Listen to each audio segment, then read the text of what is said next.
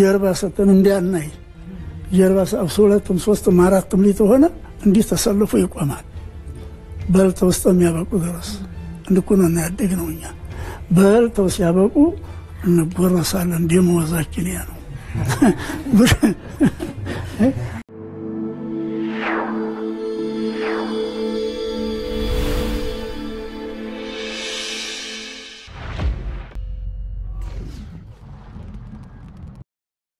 አንድ ታላቅ ሼህ ግመል ሊገዙ ሄዱ። የገዙትን ግመል በረዳታቸው ያስጎተቱ ረጅም መንገድ ከሄዱ በኋላ አረፋሉ። ረዳታቸው የግመሉን ኮርቻ ሲያራግፍ ከስሩ ትንሽዬ ከረጢት አግኝቶ ሲከፍተው 24 እንቆች አገኘና ለሼሁ ሰጣቸው። ሼሁ እንቆቹን ተመለከቱና ከተቀመጡበት ተነስተው ግመሉን ወደ ሸጠላቸው ሰው ለመመለስ ጉዞ ሲጀምሩ ረዳታቸው ጠየቃቸው። ወዴት ነው የምንሄደው ሐጂ? እንቆቹን ለባለቤት ልንመልስለት አሉት። ሰውየው እኮ እንደጠፋበት አያውቅም፣ እኛ እንውሰደው አላቸው ረዳታቸው። ሰውየው እንደጠፋበት ባያውቅም እኛ እናውቃለን ብለው ሄደው አስረከቡት። የእንቁ ባለቤት በሼሁ ሥራ ተደንቆ ለታማኝነታቸው 2 እንቁ ሊሸልማቸው ሲል አይ አመሰግናለሁ፣ ቀደም ብዬ 2 እንቁ ወስጃለሁ አሉት። ሰውየውም እንቁዎቹን ሲቆጥራቸው ምንም እንዳልጎደለበት አየ። በዚህ ጊዜ ሼሁ ፈጠን ብለው እንዲህ አሉት፣ አዎ 2 እንቁዎችን ወስጃለሁ። መልካምነትና በጎ ሕሊና የሚባሉ እንቁዎች አሉኝ፣ እነሱን ወስጃለሁ። እነሱ ይበቁኛል፣ አመሰግናለሁ ሲሉ መለሱለት። ይህ ታሪክ የተቀዳሚ ሙፍቲ ሐጂ ዑመር ኢድሪስን ህልፈት ተከትሎ ስለ መልካምነታቸውና የበጎ ሕሊና ባለቤት ስለመሆናቸው ለመግለጽ ተስፋዬ ኃይለ ማርያም በተረጋገጠ የፌስቡክ ገጹ ላይ ያሰፈረው ነው። ባለመልካሙና በጎ ሕሊና ባለቤት የሆኑት ሐጂ ሙፍቲ ባለታሪኩን ሐጂ ይመስሉኛል ሲል ነው ጸሐፊው የገለጻቸው። እንዴት አላችሁ የሸገር ታይምስ ቤተሰቦች? ትላንት አንድ አሳዛኝ ዜና ተሰምቷል። የሀገር ዋርካው ወደቀ ተብሏል። ዋርካው ላይ መለስ አሸለበ፣ ይህን ዓለም ተሰናብቶ ወደ አኺራ ተጓዘ ሲሉም ብዙዎች ሐዘናቸውን ሲገልጹ ታይተዋል። ተቀዳሚ ሙፍቲ ሐጂ ዑመር ኢድሪስ አረፉም።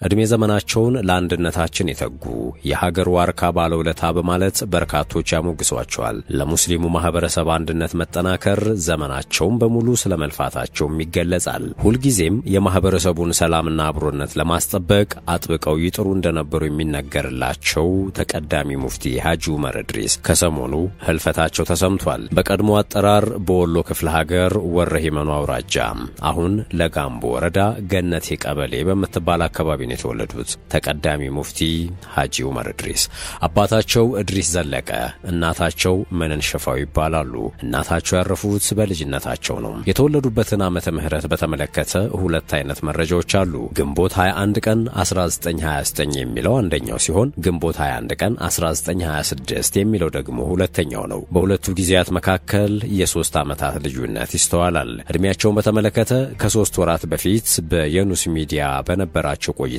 እርሳቸው 90 ሲሉ ገልጸው ነበር። ጋዜጠኛው ደግሞ 91 ዓመት እንደሞላው ታውቀዋል ወይ ሲላቸው ይደመጣል። ተቀዳሚ ሙፍቲ ሐጂ ዑመር ኢድሪስ ይሄን ወር አሁን ቃለ መጠይቅ ስናደርግ ልክ 91ኛ ዓመት ሆኖታል። ይሄን ነገር አስታውሰውታል? እኔም በ90 ነበር ያስቆት። ተቀዳሚ ሙፍቲ ሐጂ ዑመር ኢድሪስ ቁርአንን እስከ ተፍሲር ድረስ የተማሩት ተወልደው ባደጉበት ቀይ ነው። ከአርሶ አደር አባታቸው ኢድሪስ ዘለቀ የተወለዱት ሐጂ ዑመር አባታቸው ጎበዝ አራሽ ወይም ባለስልጣን እንዲሆኑ ነበር ምኞታቸው። እርሳቸው ግን በወላጆቻቸው ላይ ግፊት በማሳደር ሙሉ ትኩረታቸውን ወደ ሃይማኖታዊ መስመር አደረጉም። በጣም ጠንካራ የሆነ ገበሬ ነው አባቴ። እኔንም ወይ ገበሬ ሆነለት ወይ ባለስልጣን በሆነለት ነበር የሚፈልገው። ደረስነቱን በግድ ነው እኔ ያስኩት። አመጠኛውኛ አምጨን ያስኩት። ኋላም ወደ ደሴ በመጓዝ ሐዲስን ለመማር በመወሰን በኢትዮጵያ እስልምና ታሪክ ስማቸው በጉልህ ከሚነሳው ከሐጅ መሐመድ ሳኒ ሐቢብ ሐዲስን ተምረዋል። በወቅቱ ቀዳማዊ ኃይለ ሥላሴ ሐጂ መሐመድ ሳኒ ሐቢብን ወደ አዲስ አበባ እንዲመጡ ባዘዟቸው ጊዜ ሐጂ ዑመር ኢድሪስም የሐዲስ ትምህርታቸው እንዳይቋረጥባቸው በማሰብ ተከትለዋቸው ወደ አዲስ አበባ መጡ። ወደ አዲስ አበባ መጥተው ከተለያዩ መምህራኖቻቸው የሚፈልጉትን የሃይማኖት ትምህርት ከተከታተሉ በኋላም ሃይማኖታዊ ትምህርቶችን በማስተማር ማገልገል ጀመሩ። ተቀዳሚ ሙፍቲ በተለያዩ ሥራዎች በመመረጥም ሙስሊሙን ህብረተሰብ በቅንነት ሲያገለግሉ መቆየታቸው ይታወቃል። በደርግ ዘመን የኢትዮጵያ እስልምና ጉዳዮችን ከመሰረቱት ሰዎች መካከል አንዱ የነበሩት ሐጂ ዑመር ኢድሪስ በ1967 የምክር ቤቱ አባልና የኡለማ ሊቀመንበር በመሆን አገልግለዋል። ከዚያ በኋላም በተከታታይ ዓመታት በተለያዩ የኃላፊነት ቦታዎች ላይ ሰርተዋል። ከ25 ዓመታት በፊት በአመራር ላይ የነበረው የአዲስ አበባ የመጅሊስ ምክር ቤት ማንኛውንም ሃይማኖታዊ ጥያቄዎች በመላው ሀገሪቱ ቢመጣ የመመለስ አቅም እንዳላቸው በመግለጽ የሙፍቲነት ማዕረግ ሰጥቷቸዋል። ከ10 ዓመታት በፊት የአዲስ አበባ እስልምና ጉዳዮች ከፍተኛ ምክር ቤት ሊቀመንበር በነበሩበት ጊዜ በሙስሊሞች መካከል የተፈጠሩ አለመግባባቶችን በውይይትና በእውቀት ላይ ተመስርቶ ለመፍታት የበኩላቸውን ከፍተኛ ጥረት ማድረጋቸውን የእምነቱ መሪዎች ይናገራሉ። በኢህአዴግ የአመራር ዘመን በመንግስት ላይ ከፍተኛ ተቃውሞን ከሙስሊሙ ማህበረሰብ አስነስቶ የነበረው ከሃይማኖቱ ተወካዮች እስር ጋር በተያያዘም የበኩላቸውን አስተዋጽኦ አድርገዋል። ሐጂ ዑመር የኢትዮጵያ ሙስሊሞች መፍትሄ አፈላላጊ ኮሚቴዎች በእስር በነበሩበት ጊዜ ከሌሎች የሙስሊም መምህራንና አባቶች ጋር በመሆን ለ4 ዓመታት መንግስትን ከኮሚቴዎቹ ጋር ለማስታረቅ እንዲፈቱና መንግስትም ይቅር እንዲል ብዙ ጥረትን አድርገዋል። በ2011 ዓመተ ምህረት ሐጂ ዑመር ኢድሪስ የኢትዮጵያ እስልምና ጉዳዮች ጠቅላይ ምክር ቤት ፕሬዝዳንት ሆነው ተመርጠው አገልግለዋል። በዚያው ዓመትም ከአዲስ አበባ ዩኒቨርሲቲ የክብር ዶክተሬት አግኝተዋል። ተቀዳሚ ሙፍቲ ሐጂ ዑመር ጠቅላይ ምክር ቤቱ ህጋዊ ሰውነት እንዲያገኝ ማድረግ ትልቅ ስራን ማከናወናቸውን የሃይማኖት አባቶቹ ይጠቅሳሉ።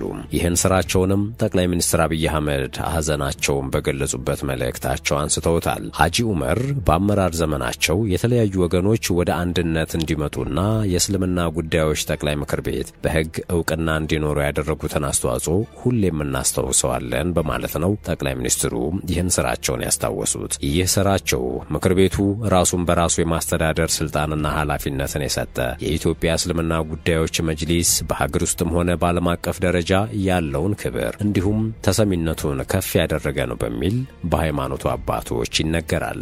ብዙዎች ተቀዳሚ ሙፍቲ ሐጂ ዑመር ኢድሪስ እድሜ ዘመናቸውን ለአንድነታችን የተጉ የሀገር ዋርካ ባለውለታ ሲሉ ይገልጿቸዋል። ለሙስሊም ማህበረሰብ አንድነት መጠናከር ዘመናቸውን በሙሉ መልፋታቸውን የሚገልጹ ወገኖች የነበራቸው ጥረት ሁልጊዜ የማህበረሰቡን ሰላምና አብሮነት ማስጠበቅ ነበር ይላሉ።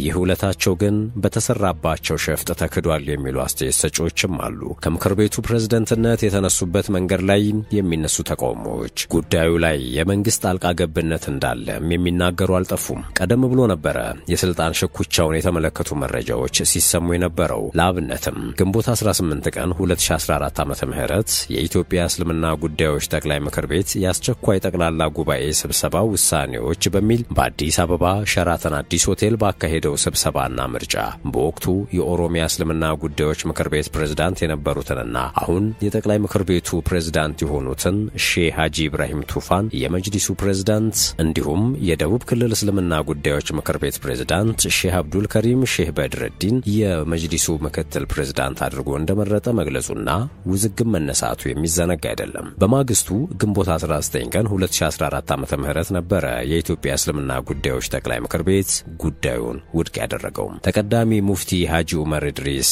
በሸራተን ሆቴል በተደረገ ስብሰባ ከስልጣን መነሳታቸው በየትኛውም ተቋም ተፈጻሚነት የለውም ሲል ነበር የኢትዮጵያ እስልምና ጉዳዮች ጠቅላይ ምክር ቤት በወቅቱ ያስታወቀው። የሸራተኑ ስምምነት የተደረገው ከምንጩ እየደረቀ የነበረውን የሰለፊ ወሃቢ አስተሳሰብ ወደ ተቋሙ በማስገባት ከነባራዊ ሁኔታው በመረዳት ወደ ነባሩ እስልምና የሚቀየርበትን መደላደል ለመፍጠር የተደረገ ነው በማለት ጠቅላይ ምክር ቤቱ ህገወጥ እንደሆነ የገለጸውን ስብሰባ ማውገዙ የሚታወስ ነው።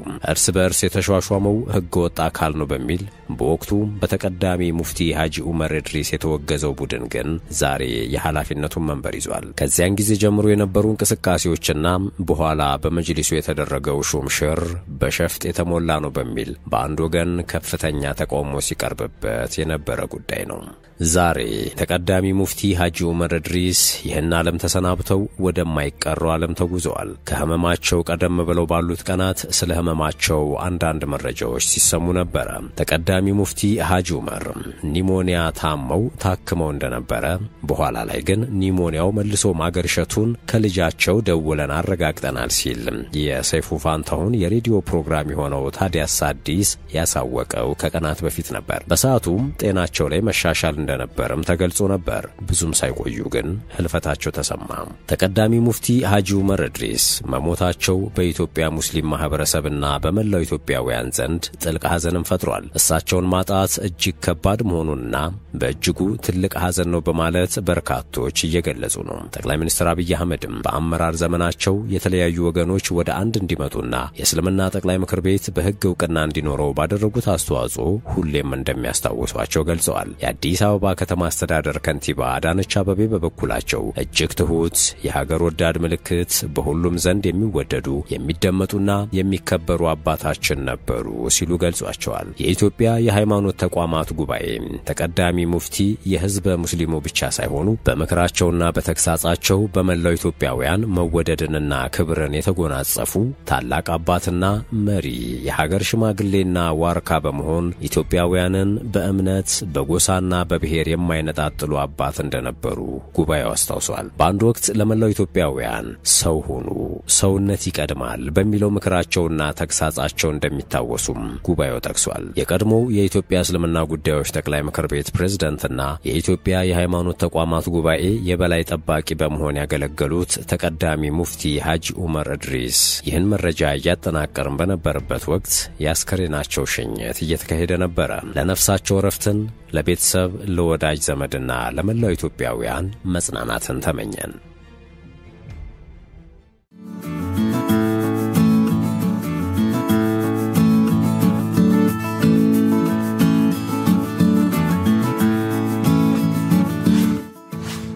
ሸገር ታይምስ ሚዲያን ሰብስክራይብ በማድረግና ደወሉን በመጫን ይከተሉን።